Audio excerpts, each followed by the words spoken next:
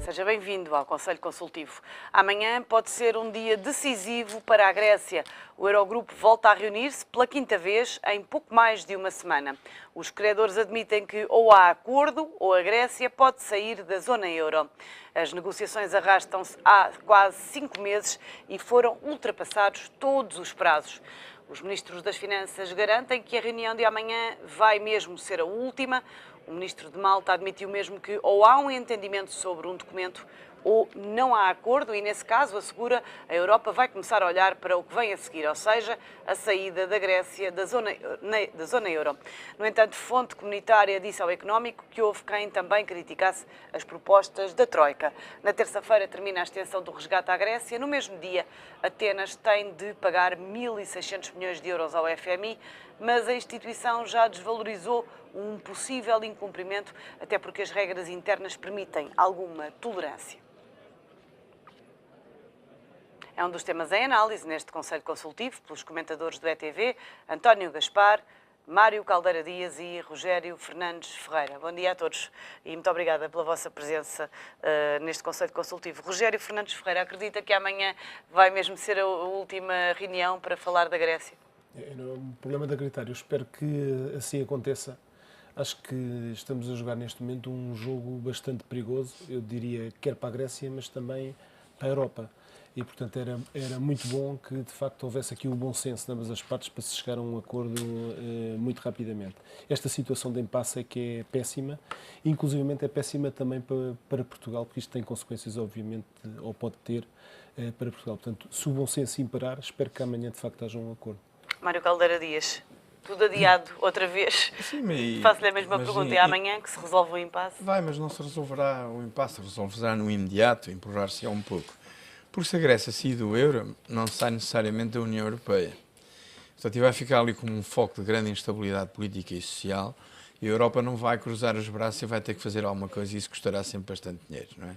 Se a Europa ficar no euro, não deixará de ser patente aquilo que já todos sabemos que é verdade.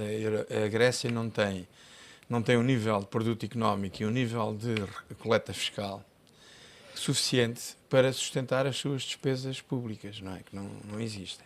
Inclusivamente, há uma equação na economia, que é uma coisa muito simples, mas que é terrível, porque se aplica desde os países, às famílias e às pessoas, e que diz apenas que o somatório dos recursos utilizados tem que ser menor ou igual que o somatório dos recursos existentes, não é? E, portanto, isso também se aplica às pessoas. E as pessoas, quando dizem também que os gregos viveram acima dos seus posses, é errado, por isto. Não. Desde que um país viva permanentemente com déficit, está a viver acima das suas posses. Houve uns que gastaram mais que os outros. Está bem, é certo. Mas também é certo que o dinheiro não fica preso num sítio. As pessoas, à conta disso, também compraram carros, compraram casas, tiveram empregos que, no fundo, não existiriam se não fosse esse excesso de dívida. E quando chega a um ponto extremo, como é agora, só há duas soluções. Ou a Grécia adapta a sua despesa aos custos que tem, ou então encontra alguém que esteja disponível para dar dinheiro, ou então que esteja disposto a sustentá-los nessa perspectiva. Portanto, e é isso que vai um pouco. Os povos também não são completamente inocentes. Quem é que votam as pessoas? Votam naquelas pessoas que lhes prometem benesses, que lhes prometem, por exemplo, agora, foram atrás de um Syriza porque prometeu o fim da austeridade. Como se o fim da austeridade fosse uma alternativa. Não é. E agora vai acontecer exatamente o A contrário. alternativa Mais não é entre a avaliar austeridade. pelas propostas. Claro, não é entre austeridade e não austeridade. Pode ser, por exemplo, entre a austeridade e a bancarrota. E as pessoas vão verificar que na bancarrota, pelo menos durante alguns anos, vão viver muito pior do que se estivessem em austeridade. E é isso que vão verificar. Portanto, as pessoas também vão atrás destas ilusões. Nós mesmo em Portugal chegamos a votar em políticos corruptos e presos, quer dizer. Portanto, as pessoas têm os líderes que merecem. Mas a verdade é que também António Costa, quando o Syriza venceu, enalteceu esta vitória, disse que seria uma política a seguir. E agora já mudou um bocadinho o devia discurso. devia ter pensado duas vezes antes de dizer isso, não é? Até porque o Syriza, de facto, a Europa tem razão na perspectiva da vacina. Quer dizer, é impossível a Europa conviver com 1, 2 ou 3 ou 4 Syrizas. Como se vê, isto provoca um desgaste, que é absolutamente gerir um todo como é a Europa, um todo coletivo, um todo em que vale a pena apostar, porque é um sonho europeu. As pessoas pegaram em soberanias próprias e de livre vontade, entregaram num projeto coletivo de paz, de progresso, de crescimento económico, embora haja algumas provações, nós sabemos, e a Europa não consegue conviver com não sei quantos Syrizas que possam por aí aparecer, é impossível. António Gaspar, percebe este revés? Tivemos um início de semana com muito otimismo, de que as coisas se iriam resolver e nos 2 últimos dias já tivemos 2 recuos.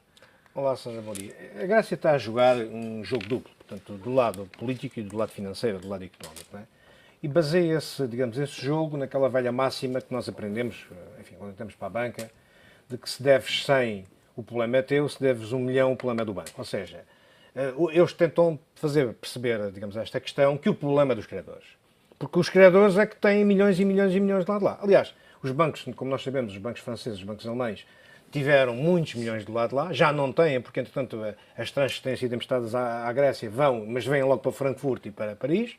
Portanto, neste momento, a banca francesa e a banca alemã está praticamente já a salvo. Ainda há lá alguns milhões, mas nada com aquilo que se parecia antigamente.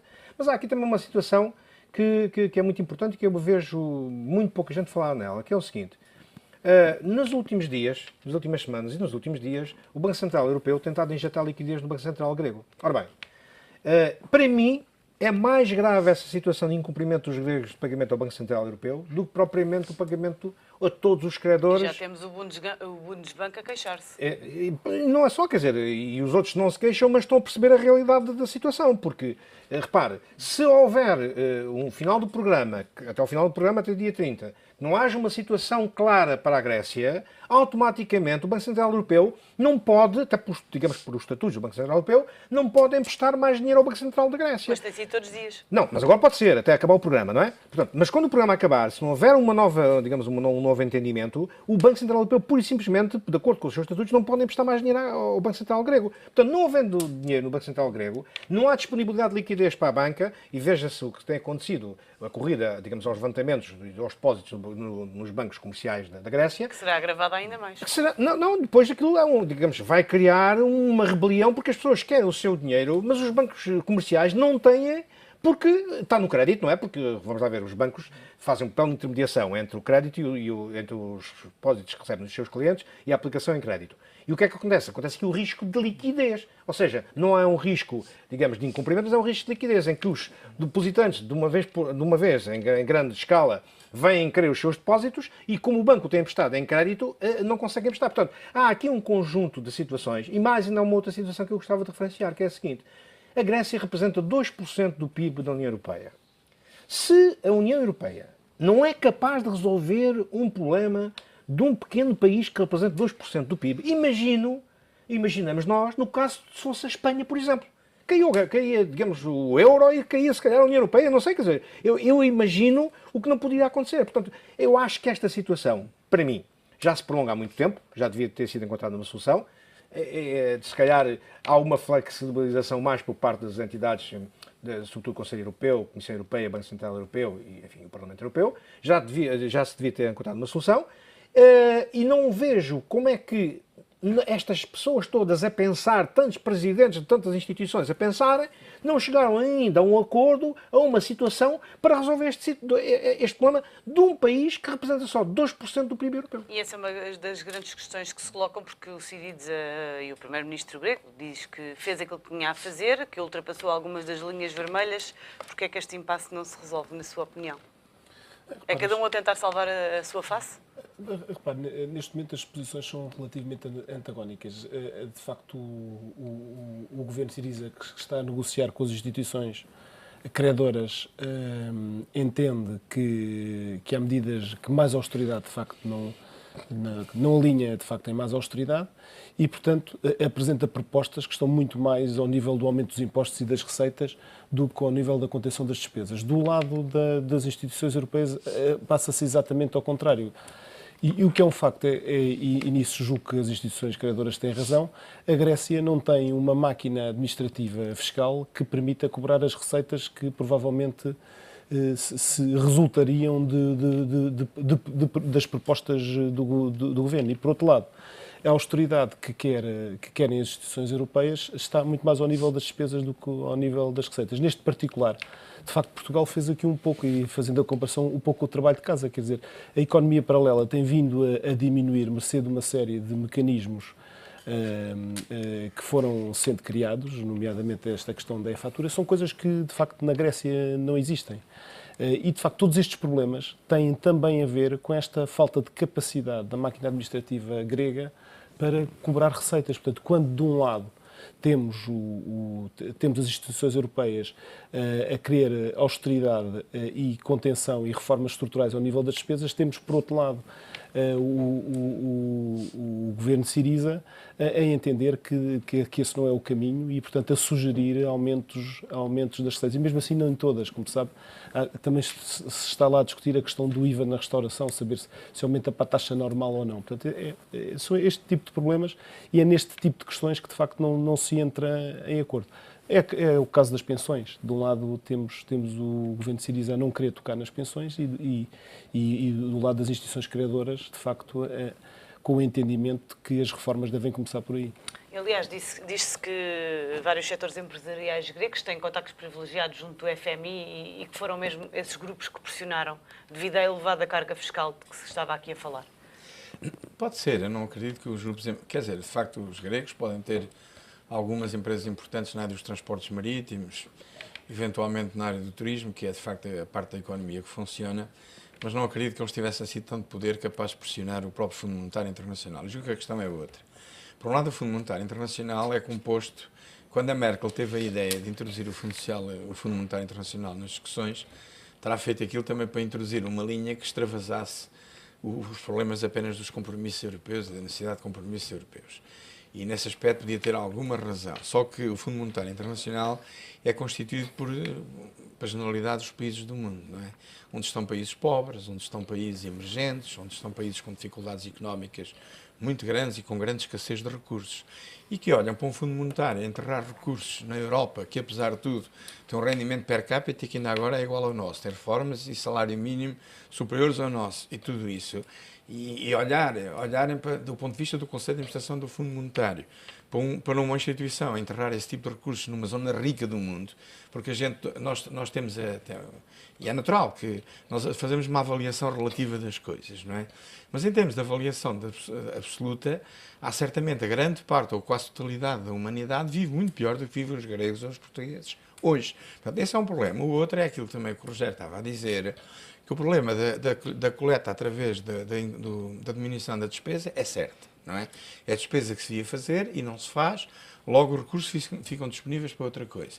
A questão dos impostos é receita altamente duvidosa. E então, no caso dos gregos, em que o Estado é uma coisa muito diluída, que tem muito pouca importância, nós falamos nos 25% de desemprego grego. De facto, é muito, e não devemos esmagar os gregos também, tem que se arranjar pontos conciliatórios e políticas que possam ter em conta estas coisas, não é? Isso tem que ser feito. Mas o que é certo é que a economia clandestina também é muito grande, e o facto das pessoas não pagarem impostos, não estarem sequer habituadas a pagar impostos, e ao que parece cada vez pagam menos impostos, não assegura nenhuma relação entre estas propostas e a realidade económica. E, portanto, o que o Fundo Monetário está a fazer é simplesmente trocar corte de despesa com receita certa por aumento de impostos com receita incerta. É apenas isso. António Gaspar, há pouco dizia que a Europa não estava a saber lidar com o caso da Grécia. Enfim, como é que acha que tem sido a posição da Alemanha e também a posição de Portugal? Não vai haver uma coisa, quer dizer, a posição da Alemanha e a posição de Portugal são posições típicas de países diferentes, não é? E também têm sido países diferentes. Portugal tenta, sobretudo, não ligar-se à Grécia, portanto dizer nós somos diferentes da Grécia. Aliás, a nossa atitude comportamental tem sido, efetivamente, diferente da Grécia, o que não quer dizer que, no caso da Grécia cair, nós não possamos ter problemas, que acho que ninguém sabe, portanto é um vazio, uma situação cinzenta que ninguém sabe o que é que acontece quando sair algum membro do Eurogrupo. Por outro lado, a Alemanha, eu percebo perfeitamente, quer dizer, a Alemanha é o maior contribuinte líquido, digamos, no orçamento da União Europeia. A Alemanha sempre se opôs a certas determinadas políticas do Banco Central Europeu, que ultimamente, desde que o Mário Draghi foi para lá, ele conseguiu efetivamente tornar o Banco Central Europeu no verdadeiro Banco Central, contrariando aquilo que era a visão da Sra. Merkel e do próprio, digamos, governador do Banco Central do Deutsche Bank, do Banco Central Alemão. E tenta, naturalmente, aqui uma posição de equilíbrio, mas daquele equilíbrio do eixo centro da Europa. Portanto, não permitir que certas determinadas situações... Repare, isto é como, digamos, um devedor qualquer, em qualquer parte do mundo e em qualquer situação. O devedor não é que seja submisso perante o credor e que faça tudo aquilo que o credor quer. Agora, o devedor tem que mostrar nas negociações que está a ter com o credor para pagar, digamos, e se quer efetivamente solver e tiver de boa fé para solver a sua dívida, tem que mostrar, primeiro, não pode mostrar arrogância. Não pode dizer que há de ser como eu quero e não como vocês querem. Quer dizer, há aqui um conjunto de coisas. Se calhar, a meu ver, por alguma, digamos, uma falta de destreza da parte, digamos, dos governantes e falta de experiência também desses governantes da Grécia, mas isso tem acontecido. É evidente, perante estas situações, e quem manda na Europa há muito tempo, nós sabemos quem é a Alemanha. A Alemanha tem posto travão, tem posto não só travões, mas tem, digamos, mostrado cartões, quer amarelos e alaranjados, a dizer que as coisas não podem ser assim. Portanto, eu aí não vejo mal ao mundo por isso acontecer. Agora, eu volto aqui a sublinhar, eu acho é que há digamos, uma deficiente preparação em termos de toda a Europa, não só do Eurogrupo, mas da Europa a 28, de que estas situações deviam de ter sido há muito tempo resolvidas, esta situação da Grécia concretamente, e que essas instituições deviam estar preparadas, deviam ter técnicos, deviam ter pessoas capazes de, politicamente e financeiramente, em termos da dívida, ter encontrado um caminho já para uma solução. E nós não podemos esquecer também de outra coisa, que a Grécia já está a ser beneficiada, por exemplo, a nível de taxas de juros. As taxas de juros que a Grécia paga são a nível de Euribor a 3 meses ou 6 meses, um 0, qualquer coisa, que não tem nada a ver com o esforço que nos é pedido a nós e à Irlanda também, em termos do pagamento da dívida que foi contraída. Portanto, já foi feito um perdão, como todos nós sabemos, à Grécia de milhões de euros. Portanto, também não acredito, eu pessoalmente não acredito, que uma dívida de 182% ou 184% de dívida pública sobre o PIB seja de facto, no caso da Grécia, seja de facto pagável exatamente como está. Portanto, tudo isso são situações que a Grécia devia ter em linha de conta e não devia vir para as conversações, a meu ver, com uma postura agressiva e com uma postura, no final de contas, não de devedores, mas de uma postura de credores. Bom, para já há esforços. Sabemos agora pela Reuters que Alexis Tsipras está reunido com Angela Merkel e François Hollande. Olhamos também para Portugal. Está assinado o contrato de promessa de compra e venda da TAP. Acredita que este negócio pode ter luz verde de Bruxelas? Bom, eu acho que, infelizmente, a história da TAP nos últimos 40 anos demonstra que provavelmente esta é a decisão certa. Quer dizer, 1.000 milhões de dívida assumidas ao final destes anos, provavelmente não havia outra solução. E o que é certo é que também, felizmente, as regras da concorrência não permitem mais injeções de capital por parte do Estado. E, portanto, sendo assim, espero aqui mais uma vez que haja alguma sorte para que tudo resulte como efetivamente está previsto. Portanto, espero também, nesse particular, que Bruxelas dê luz verde para a operação. Mário Caldeira Dias, partilha desta opinião? Não, é provável que sim, é provável que dê. E o que é certo também é que houve aí duas correntes que vieram agora por mais coisas em cima da mesa. Uma delas foi que a TAP foi vendida por 10 milhões e houve uma ampla divulgação deste facto. Não é? Isso não é intelectualmente muito sério, porque toda a gente sabe que a dívida faz parte do preço da venda, quer dizer, porque alguém tem que pagar a dívida. É claro que o Estado pode ajudar a negociá-la, mas não deve interferir, nem deve segurar essa dívida, que é dos particulares. Não é? A outra tese é que, afinal, a Europa não é assim tão rígida e, em certas situações, e passados 10 anos, permite novamente a injeção de capital na empresa. Bem, mas os exemplos que nós conhecemos da Alitalia, da Sabena, não vão exatamente nesse sentido. Isso, de facto, foi feito, mas à custa de uma reestruturação profunda disso. E também é, mais uma vez, se encontra aqui o conflito entre os interesses individuais e os interesses coletivos, que são comuns na nossa sociedade, ainda bem que o são, porque é uma democracia, mas foram muitos os interesses particulares e individuais que, ao procurar ser maximizados, acabaram por destruir aquilo que era o coletivo. Não é? Neste caso, uma empresa que é a maior exportadora, um símbolo da nossa soberania e que acabou por ir água abaixo por comportamentos individuais egoístas e maximizadores do proveito. Não é? António Gaspar, e já hoje a fazer correr tinta nos jornais a notícia que diz que Paz do Amaral se prepara para avançar com um processo contra Humberto Pedrosa. É verdade. Eu vi agora do raspão quando vinha para cá, mas não tenho ainda, digamos, a informação suficiente para poder pronunciar sobre isso com toda a cuidado. Agora, enfim, por aquilo que eu vi, eu acho que enfim, cai muito mal, digamos, ao Paes do Amaral. Para já, pelo que ouvi também, são amigos pessoais, portanto, o Sr. Humberto Pedrosa e o Sr. Paes do Amaral são amigos pessoais. Acho que cai muito mal, portanto, esse tipo de situação. Portanto, acho que, para já, temos que ter presente que o consórcio liderado pelo Sr. Paes do Amaral ficou fora do concurso logo inicialmente, porque não cumpria, de acordo com o caderno de encargos, aquilo que a TAP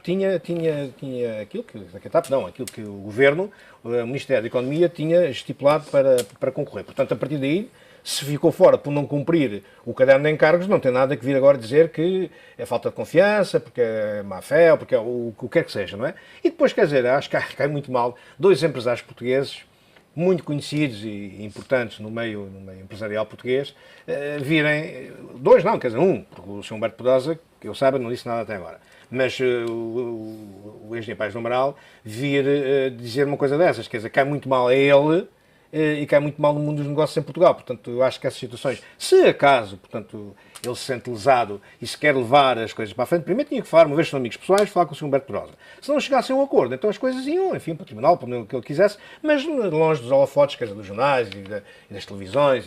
Não, acho isso muito mal, acho de muito mau gosto e acho que não é, enfim, a formação que eu penso que o engenheiro Paes do Amaral tem, que pelo menos é visível aí, digamos, nas aparições públicas que ele tem, não está em consonância e não está em linha esse tipo de atitude comportamental com aquilo que ele parece ser em termos de cidadania e do porte que ele tem relativamente a um conjunto de situações, não é? Rogério Fernandes Ferreira, sobre as propostas do consórcio, Humberto Pedrosa dizia que vieram para ficar e para investir. São boas notícias? Eu acho que sim, de facto, a TAP, sendo uma companhia de bandeira e mantendo-se, pelo menos durante um período de 10 anos, que é o que está de facto contratado, é absolutamente fundamental. A indústria turística do país é a maior indústria portuguesa, representa à volta de 12% do PIB, portanto acho que faz sentido efetivamente que essas afirmações, num momento crucial como este, sejam efetivamente ditas por um português, que também é esse aspecto interessante de ver. Já David Milman dizia no dia da assinatura do contrato de promessa de compra e venda, assumia compromissos de crescimento, investimento, de expansão para Estados Unidos e Brasil, novas aeronaves e falou também aqui em tratar bem as pessoas e estabilidade laboral. É importante que haja isso e, sobretudo, é uma incógnita saber, embora haja muita coisa que tenha mudado agora nesta última fase, como é que vai ser a relação com o sindicato dos pilotos. Porque, ao contrário do que eles julgavam, em vez de impedirem a privatização, deram um forte contributo na opinião pública para que esse contexto fosse criado. E o mesmo está a acontecer na generalidade das empresas de transportes, o metro, a Carris, todo esse tipo de empresas, que ao fazer greves permanentes, em vez de estar a impedir a privatização dessas empresas, estão a empurrá-las fortemente para que a opinião pública aceite a privatização. Porque esquece-se uma coisa muito interessante, no caso do transporte aéreo, não é? Mas no caso de outros transportes é. Porque grande parte das pessoas que andam de metro e andam de autocarro ganham, a quase totalidade, ganham muito menos do que ganham os funcionários dessas empresas e que têm sacrifícios e que implicam sacrifícios na sua vida cotidiana enormes. Portanto, neste momento,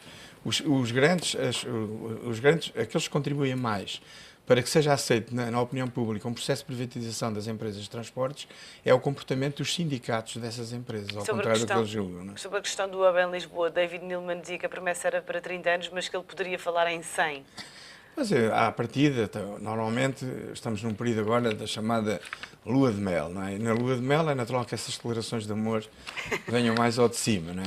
Mas é bom que seja assim, é bom que haja essas intenções e, apesar de tudo, há um contrato que funciona como referência e todos nós esperamos, sinceramente, que a TAP saia melhor disto do que como estava, não é? Mas, embora a questão da relação laboral, sobretudo com os sindicatos de pilotos, apesar das grandes alterações que houve nesta última fase, em que eles ficaram, de facto, divididos, e isto é importante, é preciso viver e a seguir com atenção ver qual é o resultado desta evolução. Não é? Muito obrigada a todos pela vossa presença e análise neste Conselho Consultivo. Até para a semana. O Conselho Consultivo está de regresso na próxima segunda-feira. Até lá.